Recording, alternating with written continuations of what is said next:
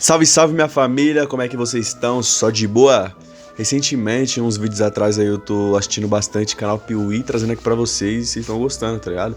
E me pediram pra estar reagindo à saga De Volta pro Futuro e vamos assistir junto aqui, entendeu? Essa aqui é a parte 1, se vocês quiserem a parte 2, só comentar aí que eu trago, certo? Vamos pra cima. É isso aí, família, vamos lá. Botei meu fone aqui, certo? Opa. Bota seu fone aí também, se não tiver vai sem fone e marcha na boneca. Deixei o like aqui, deixa o like lá também pra fortalecer, que os caras fazem um trabalho impecável, tá ligado? Bom mesmo. Gosto pra caralho, os caras assistem uma cota já. É isso, família. Deixa o like aí no vídeo, se inscreve pra tá fortalecendo e bora assistir, hein?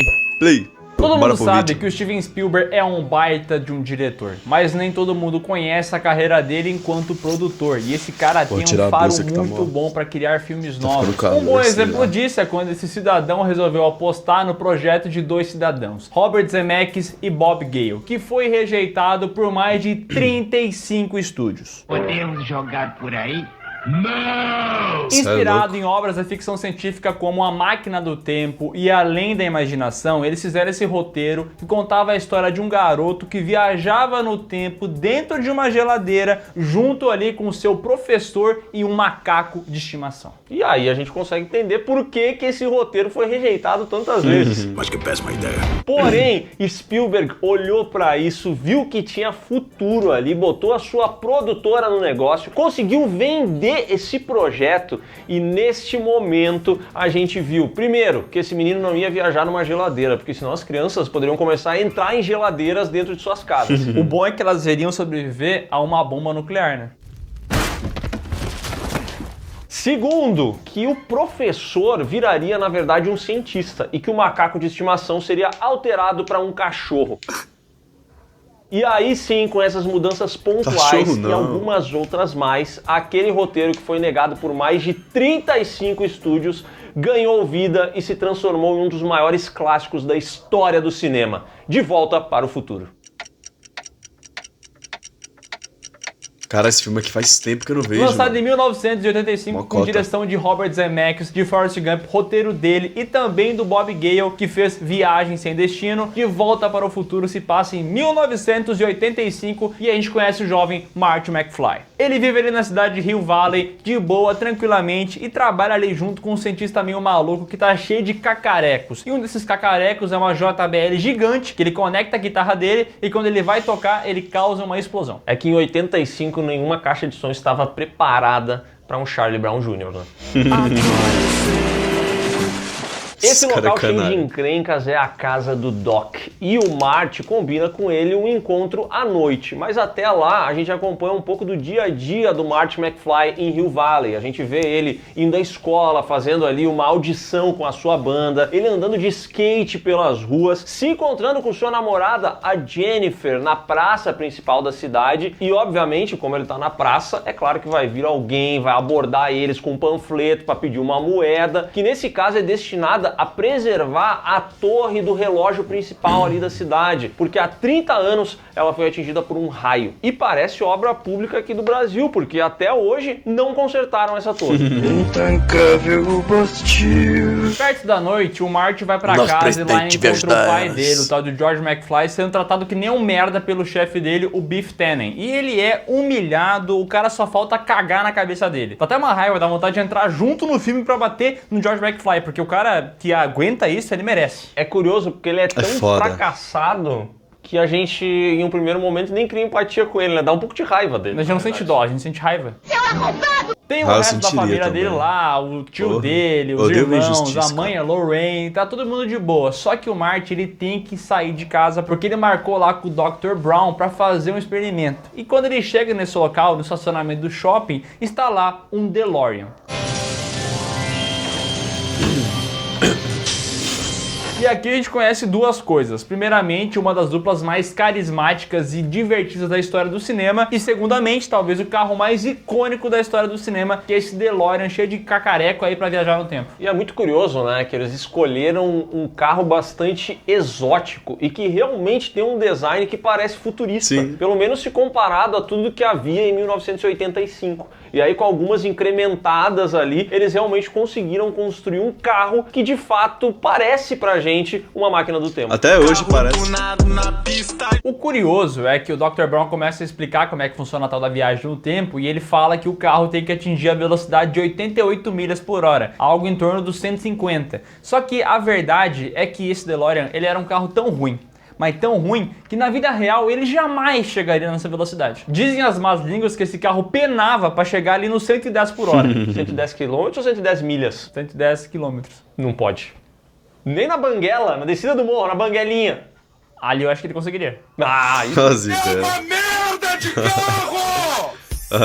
E nessa cena, como o Miguel falou, a gente conhece finalmente o Dr. Emmett Brown, interpretado pelo Christopher Lloyd, que virou simplesmente a maior referência quando o assunto é cientista maluco. Qualquer obra, não importa se é uma ilustração, não importa se é um filme, não importa se é a sua memória, quando você pensa em cientista maluco, o padrão que vem foi esse daqui, cunhado pelo Christopher Lloyd como Dr. Emmett Brown. E assim, a verdade é que obviamente ele se inspira bastante no visual do Albert Einstein para fazer essa parada do cientista maluco e tudo mais, mas ele tem peculiaridades, a roupa, o jeito que ele se expressa, ele é super teatral, ele levanta as mãos, ele grita, ele é muito louco, tá ligado? E tem muita gente, inclusive, que fala que na verdade o Dr. Brown e aí o Marty McFly foram copiar o Rick and Morty, né? Complicado isso, né? Eles foram pro futuro e copiaram.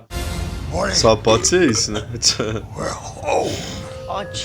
E a gente também vê aqui o Marty McFly interpretado pelo Michael J. Fox, que é o personagem que provavelmente tem o caso de demissão mais famoso do cinema. Isso porque desde o início o Michael J. Fox era o ator escolhido para interpretar o Marty McFly. Porém, ele estava ocupado com a série Caras e Caretas, as agendas não batiam e a produção se viu obrigada a trocar o ator desse personagem. E foi aí que surgiu o Eric Stoltz como Marty McFly. Eric Stoltz, que fez o Homem-Elefante, participou do Pulp Fiction e tá no grandioso A Mosca 2. Esse ator chegou lá na produção, gravou algumas cenas e a verdade é que o Robert Zemeckis não gostou do trabalho do cara. Eles tentaram realmente forçar esse maluco, já que a agenda do Michael J. Fox estava cheia, mas acontece que não rolou. Então eles chutaram a bunda do Eric Stoltz e esperaram a agenda do Michael J. Fox terminar e chamaram ele. Você tá demitido.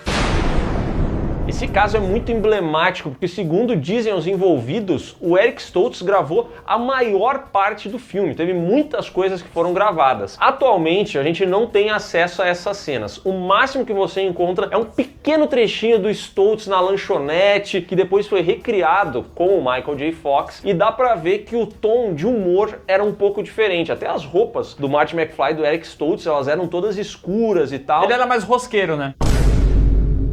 Ele era mais rosqueiro, mais gótico, evanescente, e o Robert Zemeckis sentia falta do tom cômico, do humor nele. E isso aí o Michael J. Fox acabou trazendo. E eu achei melhor o Michael, tá? Se não fosse o Michael J. Fox, esse filme poderia ter sido bem diferente. Inclusive, acho que seria bem pior, tá? O Eric Stoltz é bizarro de bom nesse filme, é uma performance impecável. O DeLorean é movido a plutônio, então é muito caro, é muito difícil conseguir esse material. Então o Dr. Brown acaba se envolvendo com um pessoal meio perigoso, alguns terroristas, então ele fica ali com a cabeça dele ali a jogo, o pessoal vai atrás dele, tá ligado? Mas antes disso acontecer, a gente vê um teste de como é que funciona essa viagem no tempo. Ele vai só 1 minuto pro futuro. E cara, quando a gente vê esse carro andando, viajando no tempo, com os efeitos sonoros, com aquele fogo... Isso mesmo, efeito sonoro que eles copiaram do Nerdcast, olha isso. Que vergonha.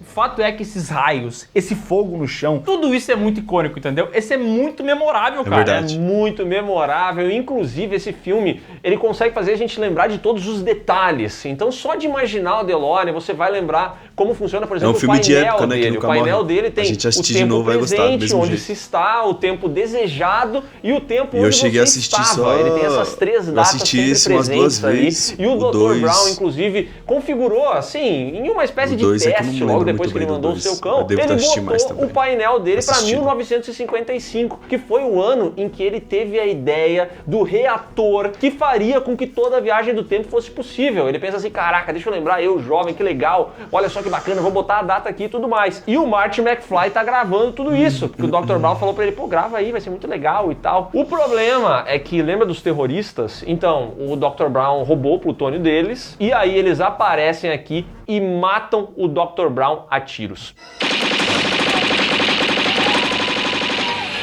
E aí o Marty McFly se vê naquela situação de perigo, sem saber o que fazer, ele entra no DeLorean e decide que vai fugir desses terroristas. O problema é que esse DeLorean, ele não sofre para chegar a 110 por hora, não. Ele chega a 144 km por hora, ou 88 milhas por hora, que é justamente a velocidade que ele precisa alcançar para viajar no tempo. E assim, Marty McFly vai parar em 1955.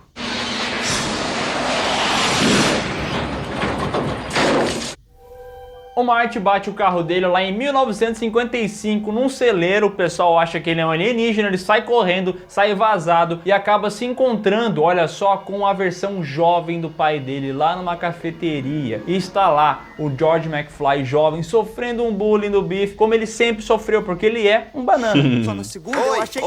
Oi, tem alguém em casa? Hã? Pensa, McFly. Ele é um banana. Tiração, No meio né, de mano? toda essa confusão, Marty McFly descobre que seu pai, além de boca aberta, também é um pouquinho tarado, porque ele sobe nas árvores para espiar as mulheres trocando de roupa e etc. Porém, como bom banana que é, ele acaba caindo dessa árvore. E o Marty McFly tá vendo essa situação e percebe que o pai dele caiu no meio da rua e vai ser atropelado. E aí ele sai correndo, salva o seu pai dessa situação, mas acaba se machucando, apaga. E quando ele acorda, ele está justamente na casa de quem? Da sua mãe, a Lorraine, Ixi. que aqui está na versão jovem dela, obviamente. Assim, tá na Meu nome é cabeça. Lorraine. Lorraine Baines. E cara, ele chegar na casa da Lorraine, ser cuidado por ela, que ela começa a arrastar a asa pra ele, começa a dar em cima dele pra caramba. E a gente assiste o filme e percebe, isso tá muito errado. O Marty McFly vê isso e fala, isso tá muito errado. Só que ela não sabe, entendeu? Mas é legal que o filme aqui já começa a brincar com as mudanças que acontecem no tempo, porque na linha do tempo original, o George McFly seria atropelado, acabaria recebendo os cuidados da Lorraine e ali começaria o relacionamento deles. Só que aqui o Marty se enfiou no meio e agora a mãe dele tá interessada no Calvin Klein, porque no caso ela vê que a cueca dele tá escrito Calvin Klein e ela deduz que aquele é o nome dele. É um bom nome. É uma boa piada que eles ficam fazendo no filme, chamar ele de Calvin Klein, tá? Por que você está me chamando de Calvin? Ah, é o seu nome, não é? Calvin Klein. Está escrito na sua cueca que... As ideias. Usar os mesmos atores pra fazer a versão mais jovem é uma artimanha antiga do cinema. Vários filmes já fizeram isso. E aqui eles fazem muito bem, porque a maquiagem desses atores mais velhos funciona, entendeu? Não é uma maquiagem estupidamente incrível, que tu fala, nossa, essa pessoa é realmente velha. Dá pra perceber que de fato é uma pessoa jovem com uma maquiagem de velho, mas funciona pra caramba, porque quando ele vai pro passado e ele vê a mãe dele, ele consegue correlacionar e a gente correlaciona junto. E principalmente a maneira como isso funciona foi muito bem pensada, porque o que eles fizeram? Nós temos os atores e é mais fácil a gente envelhecer do que a gente rejuvenescer eles. Então, em vez de tentar fazer aquela parada meio A Orfa 2, que pega um adulto de 40 anos e quer convencer a gente que tem 8 anos de idade, e aí vira um completo episódio de Chaves, eles fizeram o contrário. Então, assim, envelhecer é um pouco mais fácil. Aí quando vai pro passado e a gente vê os atores com a aparência normal deles, com um pouco de maquiagem, obviamente, isso acaba sendo muito mais aceitável do que se eles tivessem tentado fazer o contrário, entendeu? Verdade. Todo mundo bem em 85 e aí todo mundo criança em 55. Ia ficar bizarro. E também foge daquela artimanha que pra mim é meio paia, mas às vezes é necessária, de colocar outro ator pra fazer a versão jovem do personagem, né? Porque nesse caso, sim, às vezes tem que fazer, mas que bom que não precisaram, né? Isso! Ele janta com a família da Lorraine e depois ele sai daquele rolê que ele começa a se preocupar onde é que isso pode acabar, pega uma lista telefônica e encontra o Dr. Brown de 1955. Ele chega na casa do velho, começa a trocar uma ideia e o velho, em primeiro momento, acha que o Marty é maluco, né? Porque tá falando de viagem no tempo e tal. E por mais que ele tenha essa ideia, ele perceba isso, ele é um cientista, não parece ser real. Tá conversando besteira. Mas depois que o Marty mostra um vídeo onde tá o Marty McFly e a versão do Dr. Brown mais velha, aí o cara se convence. Ele fala, Great Scott! É verdade. Só um comentário aqui, antes dele ir falar com o Doc, ele tá tendo uma janta ali com os parentes e tal, e tem um cara que no futuro seria preso, e ele tava sendo libertado lá no futuro e tal, e em 55, esse cidadão é apenas uma criança. E aí o filme mostra essa criança no chiqueirinho, e o Marty olha pra ela atrás das grades do chiqueirinho e fala assim, vá se acostumando, tio. Cara, é muito bom isso. Quer dizer que você é o meu tio Joey? Então é melhor se acostumar com essas barras. O O Marty explica pro Doc como é que funciona a parada, fala do plutônio, só que aí o Dr. Brown fala pra ele, cara, a gente não tem plutônio aqui, que isso? Não tem como a gente fazer essa parada, a gente precisaria de alguma outra fonte de energia, e teria que ser muita energia, teria que ser, sei lá a energia de um raio. E é nesse momento que o Marty McFly se lembra da maluca na praça, pedindo moeda, que falou pra ele que há 30 anos um raio atingiu o relógio da torre. E aí ele fala isso pro Dr. Brown, e aí eles começam a elaborar um plano pra direcionar a energia daquele raio que vai cair em alguns dias diretamente pro DeLorean, e aí sim permitir que o Marty McFly volte pro seu tempo. Aí parece simples, é só pegar, arrumar o carro, esperar o dia certo, pegar o raio e fazer a viagem. O problema é que o Marty trouxe uma foto do futuro onde mostra a família dele, ele e seus irmãos. E ele percebe que o irmão dele começa a desaparecer. Isso porque o tempo no passado foi mudado. Naquele dia que o Marty McFly salvou o George McFly de um atropelamento e foi parar na casa da Lorraine, acabou mudando os eventos e assim, talvez ele não exista mais. Ele tem que fazer alguma coisa para juntar novamente George McFly com Lorraine McFly. Que nessa época era Lorraine outra coisa. Lorraine Warren. Como foi a história, homem? Pensando em motivar o George McFly, ele tem uma ideia maravilhosa que é chegar na casa dele com uma máscara ali, com equipamento, fingindo que é um alienígena chamado Darth Vader do planeta Vulcano, falando, toma uma atitude, vai atrás da Lorraine. Meu nome é Darth Vader. Eu sou um extraterrestre do planeta Vulcano. E aí o George McFly fica se borrando de medo e decide que vai chamar a Lorraine Warren pro baile, que era o local onde eles dariam ali o seu primeiro beijo. Só que quando ele vai fazer isso, quem é que aparece? Biff Tannen. O Biff, que nessa época arrasta uma asa gigantesca pra cima da Lorraine, ele vê o George McFly ali, já vai cagar na cabeça do cidadão, e aí o Marty, vendo essa cena, decide que ele vai interferir e vai ajudar o seu pai. Então ele vai lá, dá um socão no Biff e sai correndo, e se inicia ali toda uma perseguição por Hill Valley, o Biff de carro, o Marty McFly de skate, eles começam a ir de um lado pro outro. Aí começa o chores, né? E aí só os loucos sabem o que acontece, né? Essa galera vai andando e disso os loucos sabem. Só no skate sabem. Esse cara é filho E da o Biff, mãe. pra mostrar que é louco, acaba caindo num monte de esterco. Nossa. Acontece que ajudando o George McFly, a Lorraine viu aquilo ali e falou, caraca, ele é muito heróico. Que homem. Que homaço. E aí ela convida ele pro baile da escola. E ele percebe, caraca, eu tô fazendo tudo errado. Não quero minha mãe lá. Que bosta.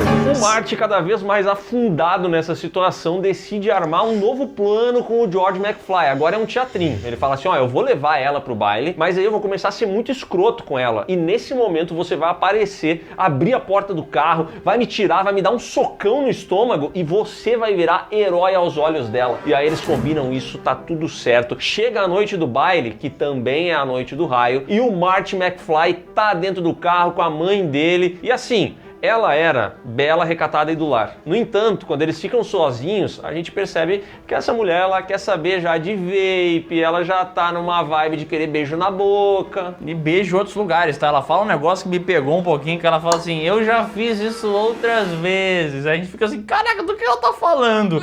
Marty, eu vou fazer 18 anos.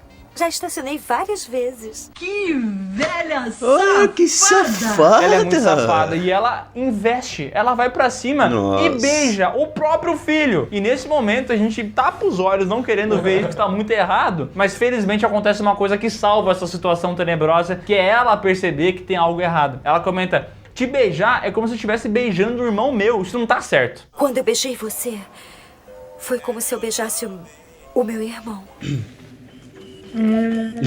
Rola ali uma estranheza e a gente fica pensando pra onde isso vai, mas a gente nem vai ter oportunidade de saber, porque nesse momento quem aparece ali, Biff Tannen, que depois de ter se enfiado num caminhão cheio de esterco, tá morrendo de raiva do Marty McFly. Então ele abre a porta do carro, arranca o McFly dali, entrega pros seus capanguinhas, pros seus amigos, e ele sim entra no carro pra ficar com a Lorraine. Pra ficar não, pra abusar dela. Cadeia nele! Pilantra safado. Pra abusar da Lorraine. Só que neste momento, o grande banana da história, o homem mais idiota de Hill Valley, George McFly, aparece para botar o plano em prática, entendeu? Porque ele obviamente estava atrasado ali. Então ele chega ali, abre a porta, pronto para dar um soco no Marty McFly e de repente não é o Marty, mas sim Biff Tannen. E aí ele começa a dar para trás e a gente pensa, não acredito que esse idiota não vai fazer nada. Mas nesse momento um anjo vem e sopra no ouvido dele, faça algo. E aí ele simplesmente mete um soco na cara do Biff. Amém. O problema é que o Marty McFly foi preso pelo Biff e seus capangas no porta-mala do carro da banda que ia tocar no baile. E aí ele fica lá batendo, não consegue sair do carro. O pessoal que ia tocar acaba ajudando ele. Mas numa dessas, o guitarrista acaba machucando a mão e assim ele não conseguiria tocar. Nesse momento, o filme já tinha demonstrado que o Marty McFly era guitarrista. Ele lembra da habilidade dele e fala, pode deixar que eu toco. Afinal, ele tem que tocar. Isso é importante porque se eles não dançarem junto ali, o George McFly junto com a Lorraine, eles não vão se beijar e esse amor não vai acontecer, entendeu? Ele tem que fazer todo o ciclo pro futuro acontecer. Então ele vai lá, começa a tocar uma música calma e tal, só que ele olha pra mão dele e ela começa a desaparecer, porque lá o George não tá chegando na Lorraine, ele não tá tendo atitude, entendeu? Então não vai acontecer o futuro. Ele fica desesperado, só que novamente vem aquele anjo, sopra no ouvido do George e fala assim, beija ela. E aí quando ele faz isso, o George McFly consegue consertar o futuro, a foto aparece ele e seus irmãos, ele está de volta e ele fica tão feliz que ele faz um solo de guitarra absurdo.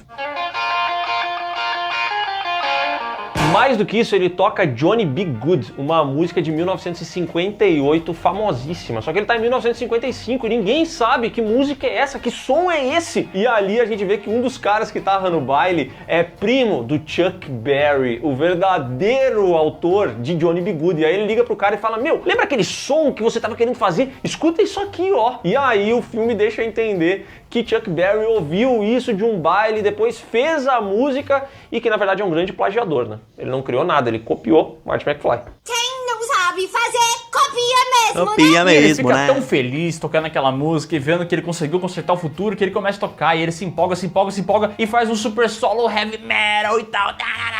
E isso acaba assustando todo mundo que tá envolvido ali e ele lança, vocês não estão preparados pra isso ainda.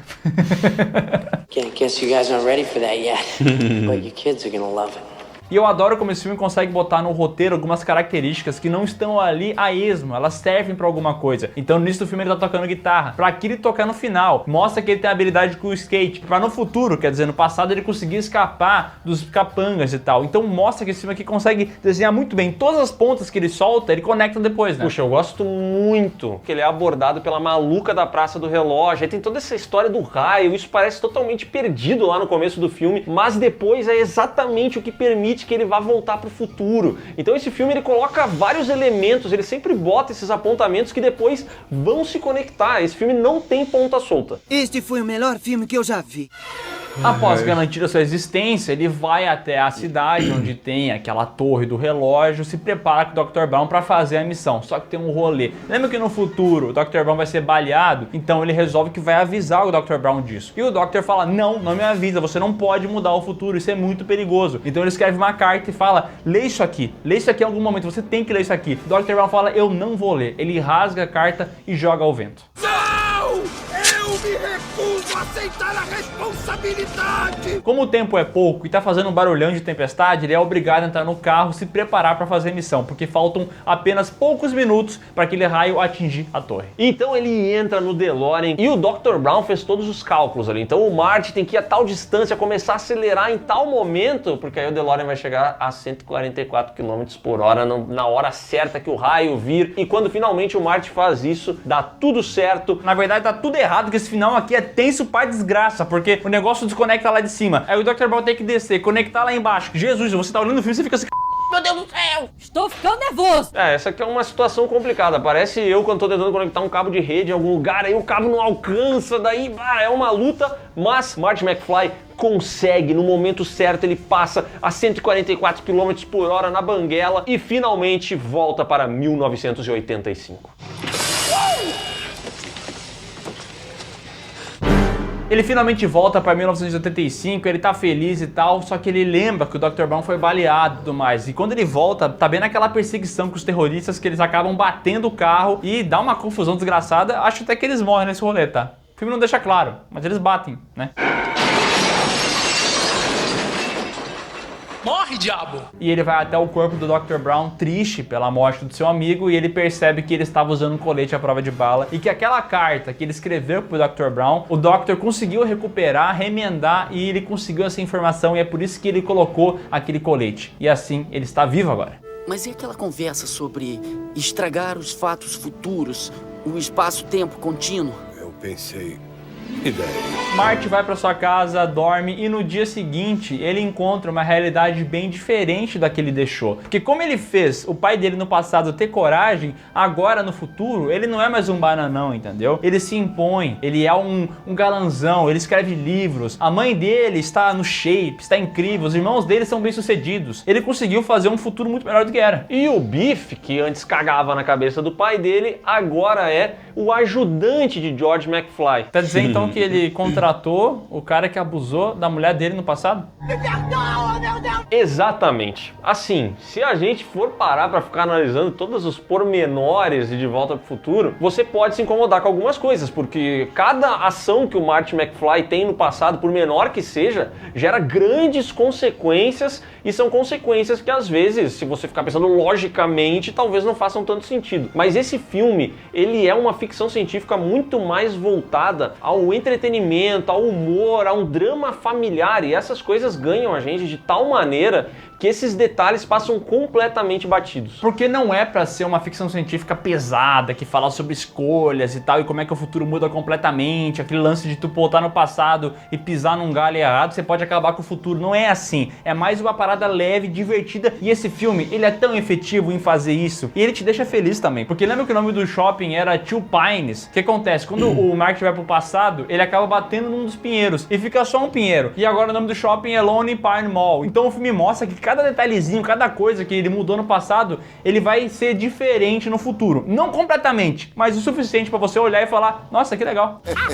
Verdade. Muito bom. É muito recompensador pegar esses detalhes do filme, entendeu? Hoje em dia a gente vê os filmes, o easter egg, assim, ai, apareceu um Juquinha do MCU, olha o Juquinha lá no fundo. E pode ser legal ver o Juquinha, entendeu? Mas é muito mais recompensador quando a mudança é assim, ela realmente cria algo novo, entendeu? Um detalhe vira uma parada diferente, você fica ali, você acha legal. E pra mim, o maior mérito, talvez, de todo esse filme é conseguir pegar um conceito tão high-tech quanto viagem no tempo, quanto interferências, complexo, linhas temporais, complexo, e fazer uma aventura divertidíssima. E esse filme ainda tem um dos melhores cliffhangers da história, que é esse final que te coloca pensando assim, cara, o que vai acontecer agora, entendeu? Porque o Marty tá de volta com a sua namorada, tá feliz, tranquilamente, e o Dr. Brown chega lá com um DeLorean futurista, pega um monte de lixo, coloca no carro e fala que agora o carro funciona à base de energia orgânica, que ele consegue fazer ele num reator dentro do carro dele, e fala que ele tem que ir pro futuro, porque se ele não fizer isso, consequências graves acontecerão. E aqui no final a gente percebe que o Marty McFly conhecia o verdadeiro DeLorean, porque ele fala pro Doc assim, poxa Doc, mas aqui a gente não tem estrada o suficiente para alcançar 144 km por hora, entendeu? E aí o Doc responde pra ele,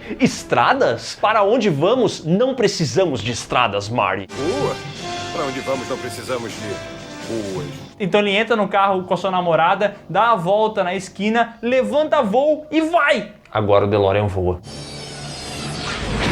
De Volta para o Futuro custou 19 milhões e faturou 388, tornando-se a maior bilheteria de 1985. Foi muito bem avaliado na crítica e é tido por muitos como um desses grandes clássicos. É um filme, pra mim, sem defeitos. Esse filme é muito, muito, muito bom. Cada pontinho que ele coloca na trama, ele vai conectar depois. As atuações são boas. Toda a parte da direção também é muito boa. Esse filme, cara, não tem o que falar, ele é perfeito. Isso aqui esquece. Elite. Esse filme é maravilhoso, ele é impecável, ele virou uma referência em Viagem no Tempo. Não à toa já foi reverenciado em todas as produções de todas as décadas, tá em Vingadores Ultimato, tem Rick and Morty, que é a versão animada de Volta pro Futuro, tá em Toy Story, tá em Rango, tá em tudo quanto é lugar, porque é uma obra única. E a trilha sonora do Alan Silvestre. Ai, arrepiei. Tô todo arrepiado. É maravilhosa. Esse filme tem muitos pontos que a gente ainda não falou, porque essa trilogia, de modo geral, ela é muito bem encaixada, ela é muito redondinha. E a gente vai ver que, por exemplo, De Volta para o Futuro, esse primeiro filme, tem um design de produção maravilhoso, porque a gente volta para 55, o filme consegue nos vender aquela década, a gente vai para 85, tem toda essa criação de um ícone que é esse DeLorean, essa máquina do tempo, mas aí De Volta para o Futuro 2 consegue elevar isso tudo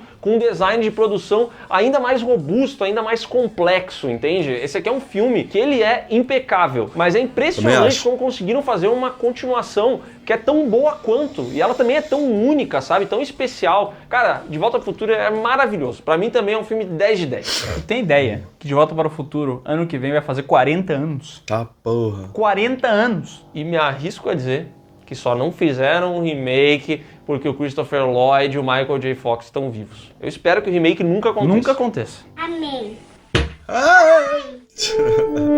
Com tanto sucesso, a Universal Pictures encomendou não só uma continuação, mas duas, o que era um pouco incomum para aquela época, mas assim, né, o filme custou pouco e fez uma grana desgraçada, então é óbvio que eles queriam aproveitar isso aí.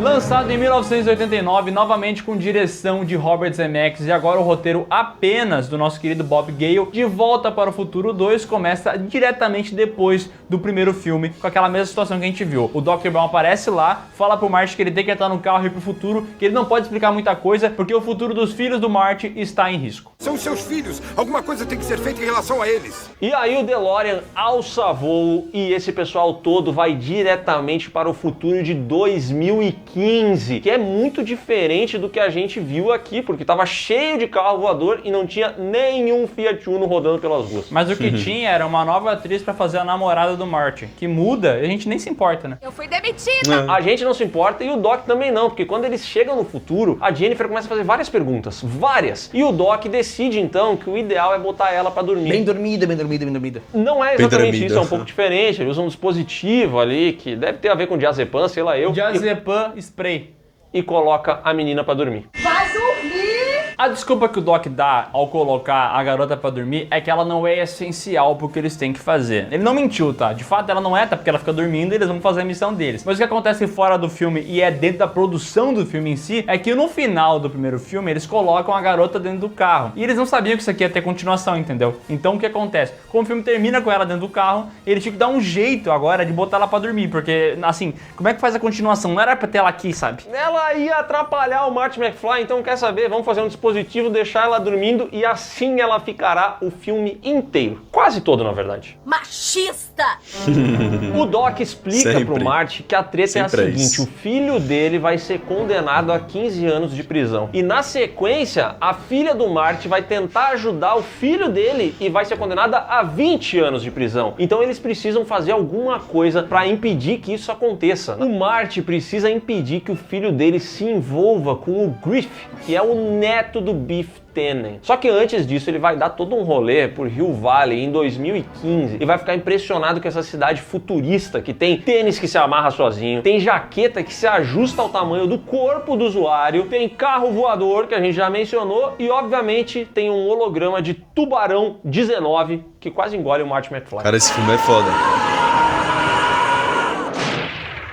Chegando na lanchonete, o Marty McFly encontra o velho Biff e também o tal do neto Griff ali, que é igual o Biff na questão ator e também igual o Biff na questão babaca. Ele é tão escroto quanto o avô, fica lá azedando todo mundo, sendo um babaca, um escroto. Escuta, vovô, eu já disse 2 mãos de cera no meu carro e não uma!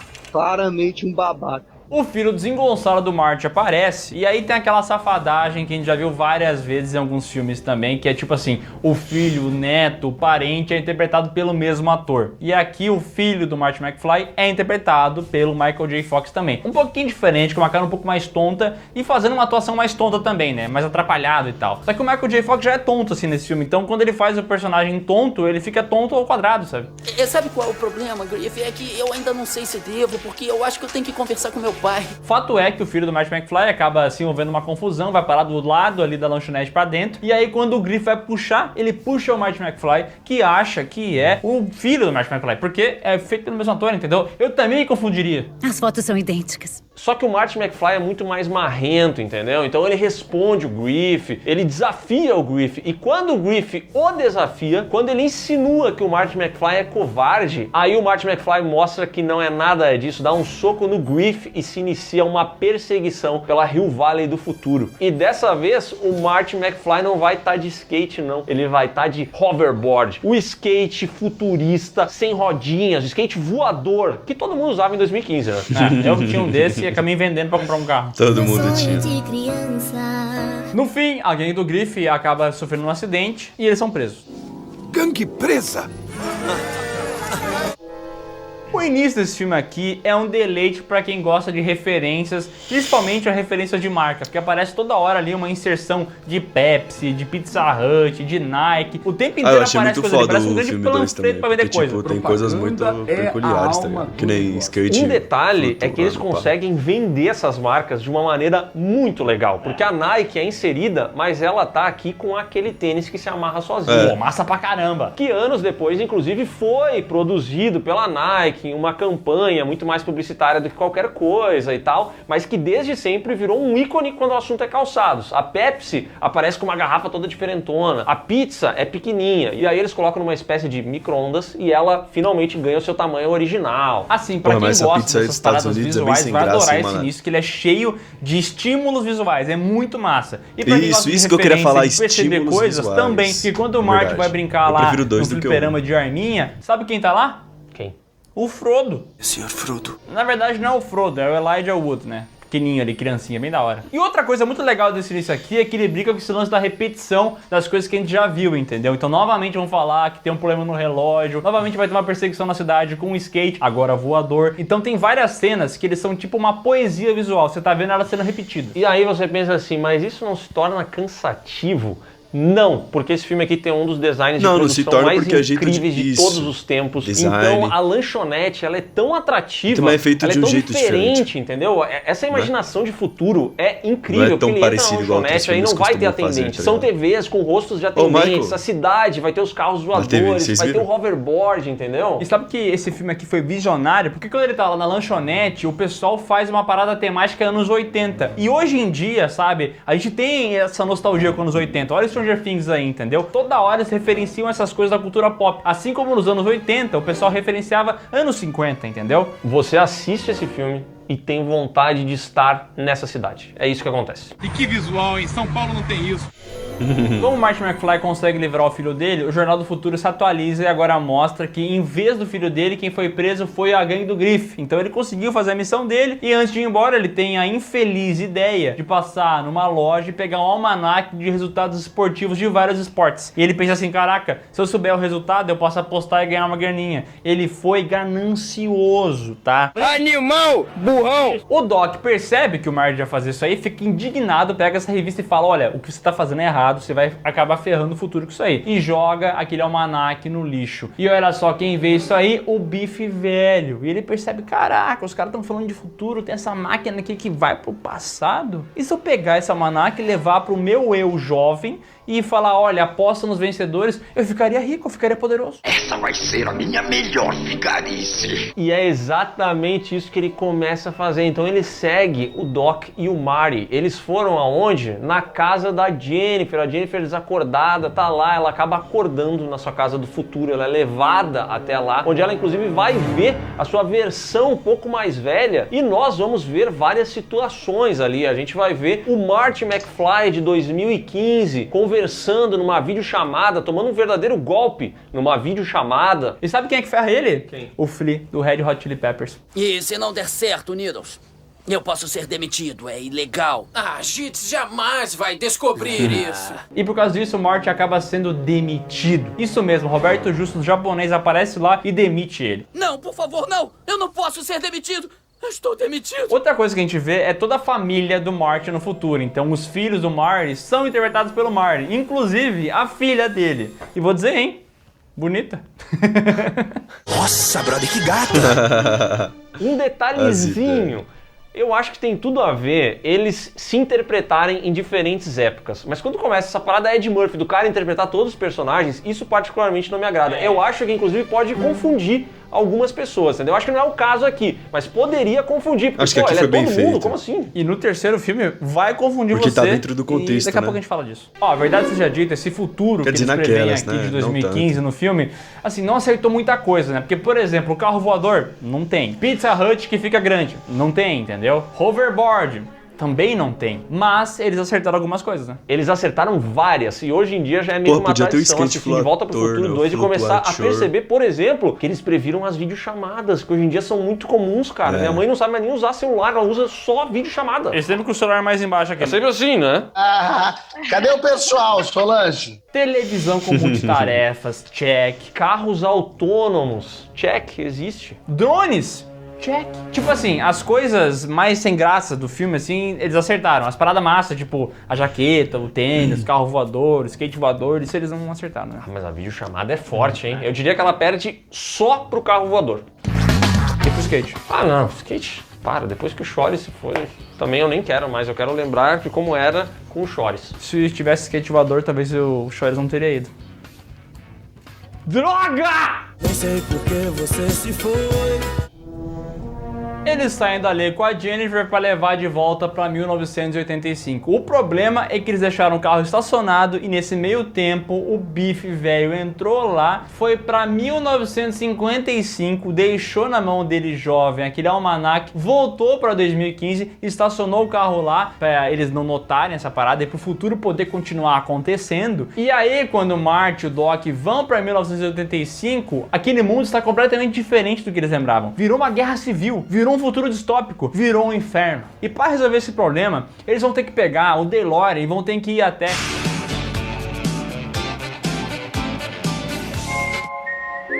Então é isso, caralho, eles pessoal. colocou na continuação na parte 2. Continuação aqui? Não. Semana que vem a gente continua. Então não se esquece de se inscrever aqui no Piuí, ativa o sininho pra você ser lembrado. Deixa aqui... Família, achei que eles iam fazer aqui. Família, se você quer continuar comigo depois, pra assistir a parte 2 e terminar de ver, porque tem a continuação desse filme que eles estavam falando e ainda tem outro filme ainda que, né, a trilogia, então falta mais um, mais essa continuação. Deixa o like, se inscreva no canal e comenta aqui se vocês querem que eu reaja a parte 2 e vamos pra cima, tamo junto!